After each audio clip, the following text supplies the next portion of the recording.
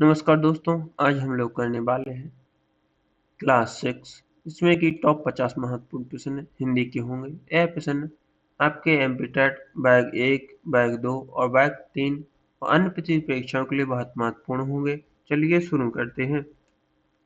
आपका पहला प्रश्न है, द्वितीय भाषा शिक्षण की प्रमुख विधि कौन सी है? इसका सही जवाब होगा ऑप्शन बी, अनुवाद विधि। यह द्वितीय भाषा शिक्षण की प्रमुख विधि है। अगला प्रश्न है, द्वितीय भाषा के व्याकरण का मातृभाषा में शब्दशः अनुवाद किस विधि में किया जाता है? इसका सही जवाब है ऑप्शन सी, व्याकरण अनुवाद विधि में। अगला प्रश्न है, डाल्टन योजना शिक्षण पद्धति किस स्तर के बालकों के लिए सर्वाधिक उपयुक्त है? इसका सही जवाब है ऑप्शन डी, माध्यमिक स्तर। अगला प्रश्न है, आगमन विधि में किस शिक्षण सूत्र का पालन नहीं होता है? आगमन विधि में किस शिक्षण सूत्र का पालन नहीं होता है? इसका सही जवाब है ऑप्शन ए, नियम से उदाहरण की ओर। अगला प्रश्न है, कविता शिक्षण की मुख्य विधि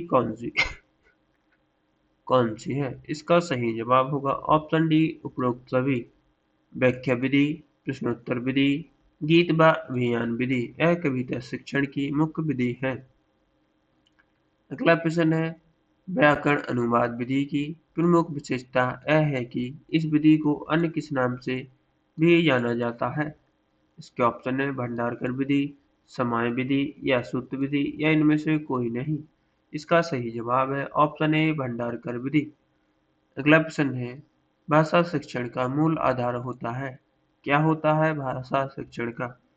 इसका सही जवाब होगा ऑप्शन सी, मौखिक और लिखित दोनों।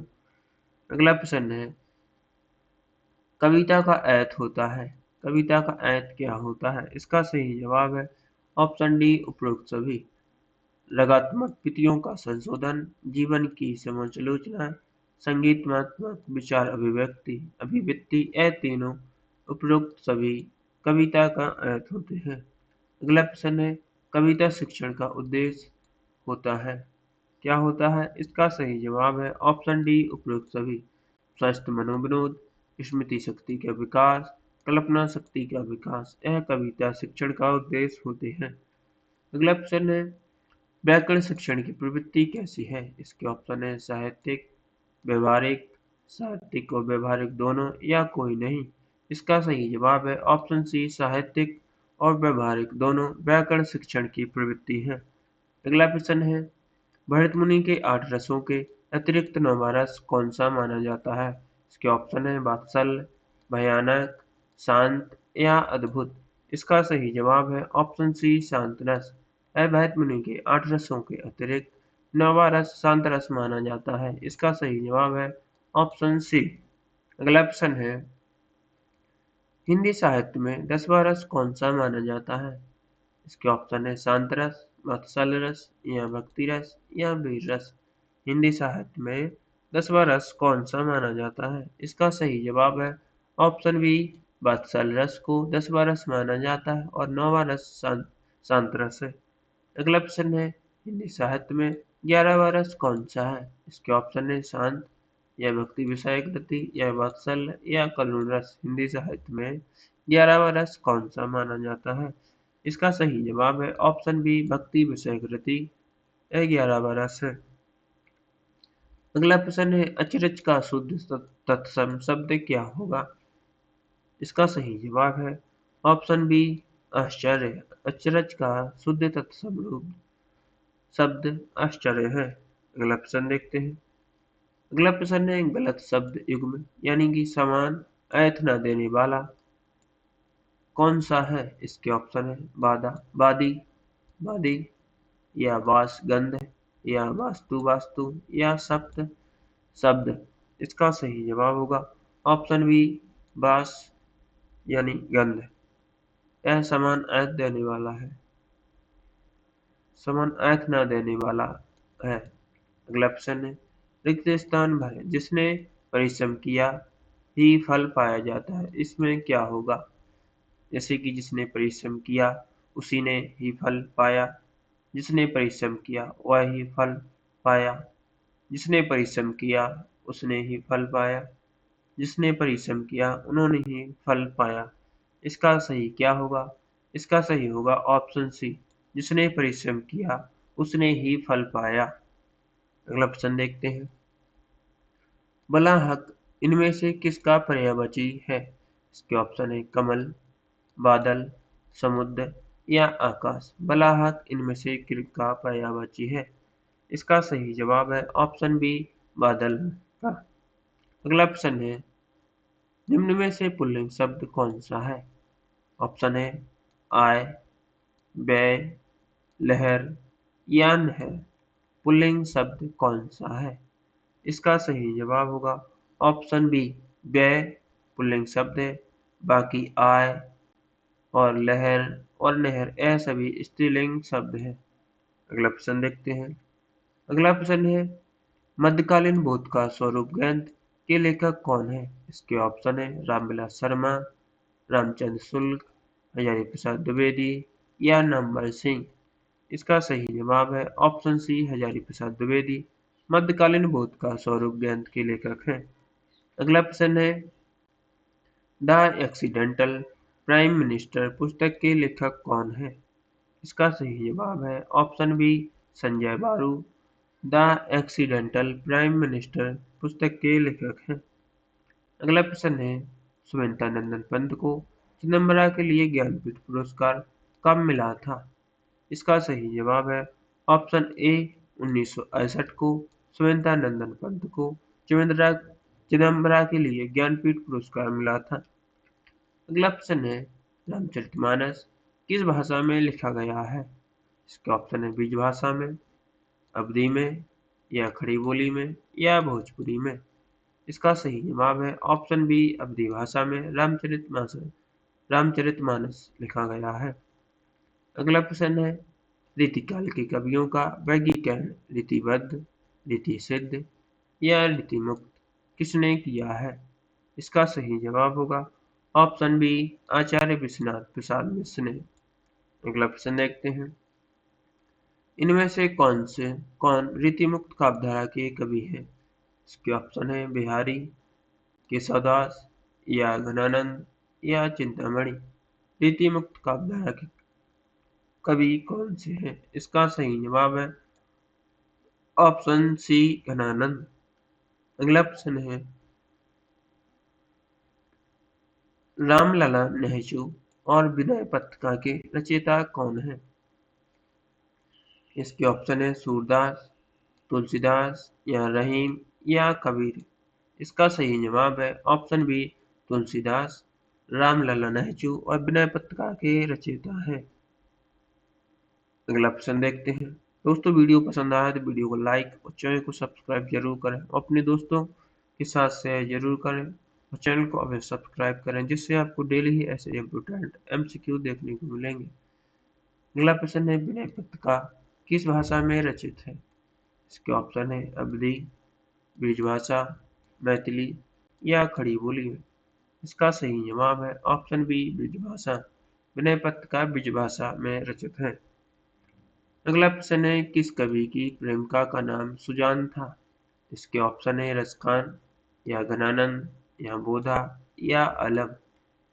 इसका सही जवाब होगा ऑप्शन बी, घनानंद की प्रेमिका का नाम सुजान था। अगला प्रश्न देखते हैं।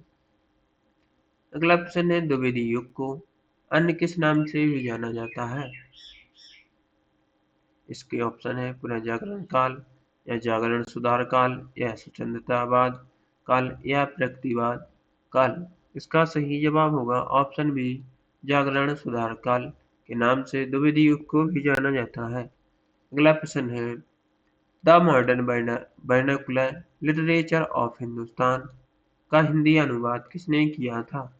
इसका सही जवाब है ऑप्शन ए, डॉक्टर किशोरीलाल गुप्त ने। अगला प्रश्न है, आचार्य रामचंद्र शुक्ल के अनुसार आदिकाल की समय सीमा क्या है? इसका सही जवाब है ऑप्शन बी, 1050 से 1375 विक्रम संवत आदिकाल की समय सीमा है आचार्य रामचंद्र शुक्ल के अनुसार। अगला प्रश्न है, जगनिक रचित परमार रासो का दूसरा नाम क्या है?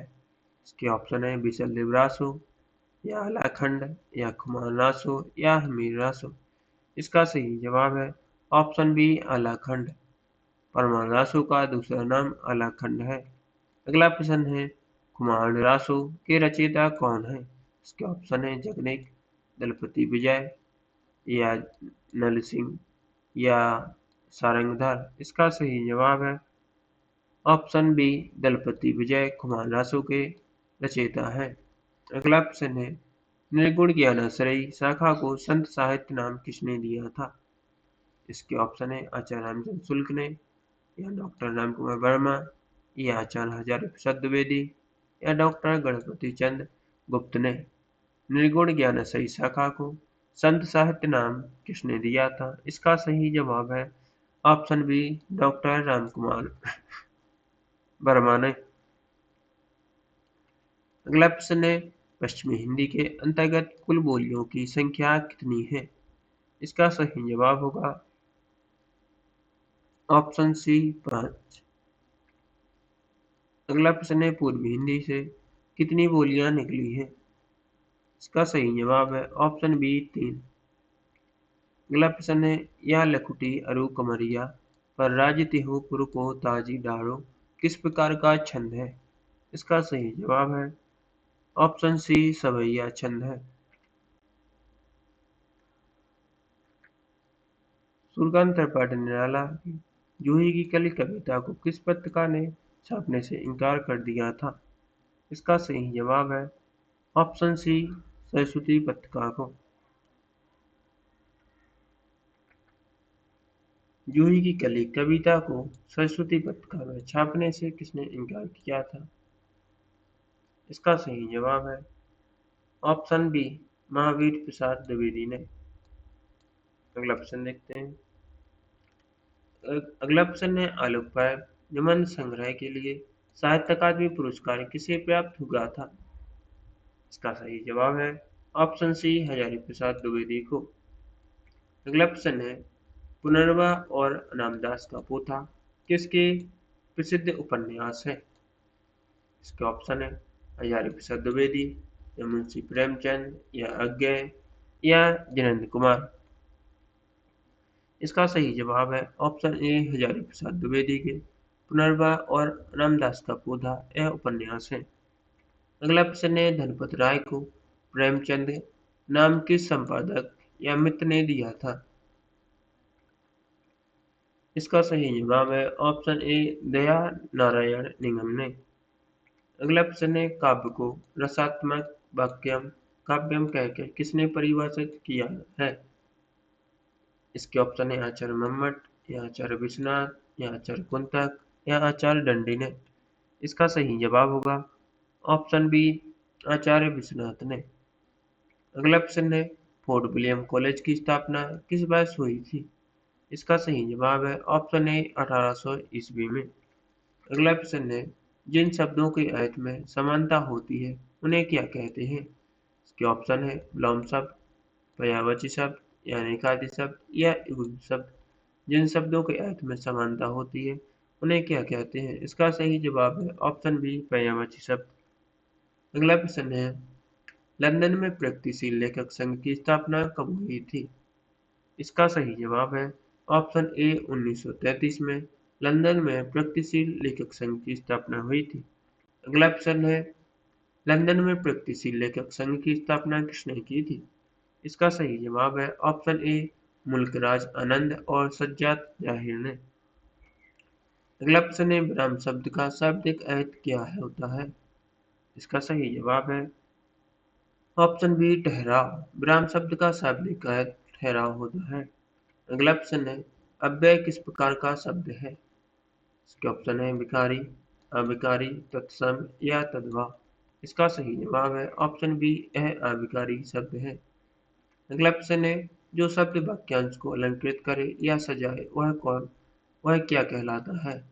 इसके ऑप्शन है जैसे कि रस, छंद, अलंकार या समास।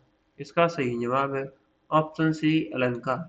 जो शब्द वाक्यांश को अलंकृत करे या सजाए वह अलंकार कहलाता है। अगला आखिरी प्रश्न है, जो दो सीमावर्ती वर्णों के मेल से जो विकार यानी परिवर्तन होता है, वह क्या कहलाता है? इसका सही जवाब होगा ऑप्शन बी संधि। दोस्तों वीडियो पसंद आए तो वीडियो को लाइक करें, अपने दोस्तों के साथ शेयर कर जरूर करें और चैनल को अभी सब्सक्राइब करें, जिससे आपको डेली ही ऐसे इंपॉर्टेंट एमसीक्यू देखने को मिलेंगे। आप लोगों को लास्ट में यह कमेंट करके जरूर बताना है कि आपको 50 प्रश्नों में से कितने प्रश्नों का जवाब पहले से पता था। वीडियो देखने के लिए धन्यवाद। मिलते हैं अगली क्लास में।